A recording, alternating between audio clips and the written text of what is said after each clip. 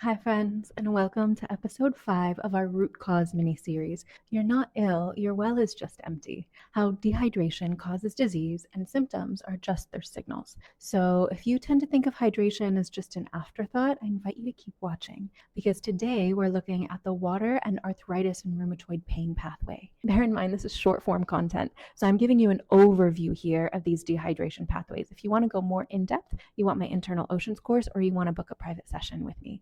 So, what if the real root of your chronic joint pain is not wear and tear, but a lack of water in your cartilage over the years of wear and tear? Most people tend to think that arthritis, lower back pain, neck pain, morning stiffness, all these things are just the price of getting older or the result of too much activity. But your cartilage, which of course is that smooth, springy tissue that cushions your joints, it's like a living sponge. It's designed to hold so much water so that it can absorb shock and keep your bones gliding nice and smoothly. But when you're dehydrated, that sponge dries out. The cartilage cracks, it loses its flexibility, and it can't protect your joints as well. So the bones start to grind together against each other, and then the nerves in that area become exposed and irritated, and that's when you feel pain and swelling and stiffness. Whenever your body senses dehydration, it does its best to compensate because it is a body of water first and foremost. It's doing its best to ration its limited water supplies. So the swelling and pain in your joints are actually signs that your body is trying to bring more water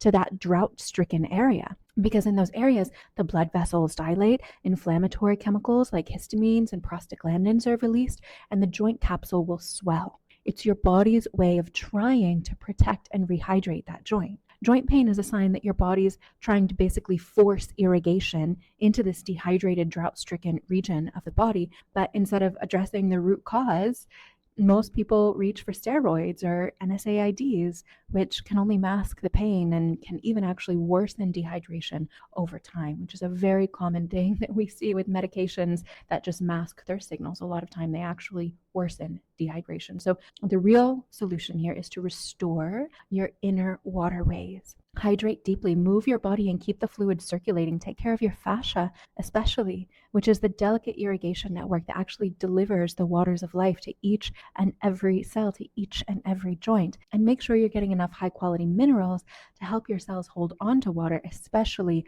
fulvic and humic.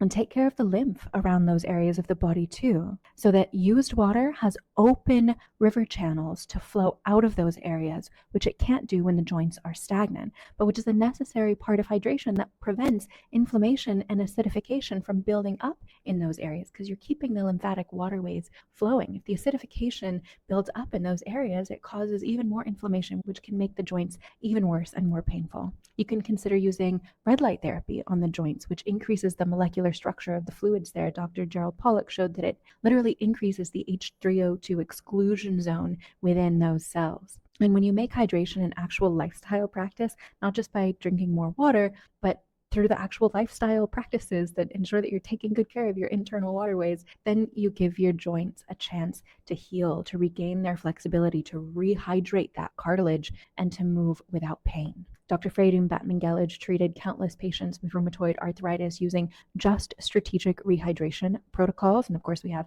much more advanced and effective protocols now than he had back then, decades ago, but he found it to be so incredibly effective that he was actually able to permanently reverse the pains that these people had been experiencing for years.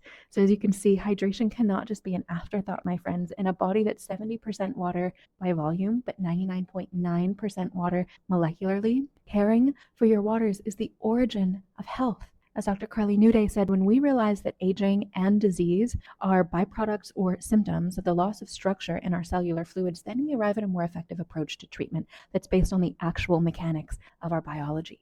Research in the field of structured liquid crystalline water can, should, and eventually will revolutionize and transform healthcare and medicine, aging and life expectancy, disease treatment and prevention, including that of mental illness and genetic defects. And as Dr. Batman-Gelage said, it is unintentional chronic dehydration that causes pain and disease, including cancer in the body. As Dr. Masaru Emoto said, it is chronic water shortage in the body that causes most diseases of the human body. And as Dr. Zach Bush said, if we could stay perfectly hydrated in the intracellular environment, our aging would slow down, if not reverse. Dr. Alexis Carroll said that if we renew the fluid surrounding the cell at regular intervals, in other words, stay hydrated, then the pulse of life could go on forever. Dr. Dana Cohen said learning how to hydrate is the first step in treating and preventing chronic disease. Dr. Isha Harayumi said that aging is just a gradual process of drying out, and I could give you countless examples like these. I could go on and on from medical doctors who see it in action every day. So it's time we start listening to these doctors who are devoting their lives and their careers to this research. It's time for the truth to come out, and the truth is, my friends, water is life. And so hydration is health, and it really can be that simple when you look into it. So I invite you to do the research on how to be well, on how to fill your well with water for wellness. I'm here to show you how. If you want to learn how to revive your drinking water, comment NW course. If you want to learn how to rehydrate your body water, comment IO course. They would have to be separate comments for the links to send. And then let me know which health and hydration pathway you would like for me to explore in the next video. And until that episode, be well and be water, my friend.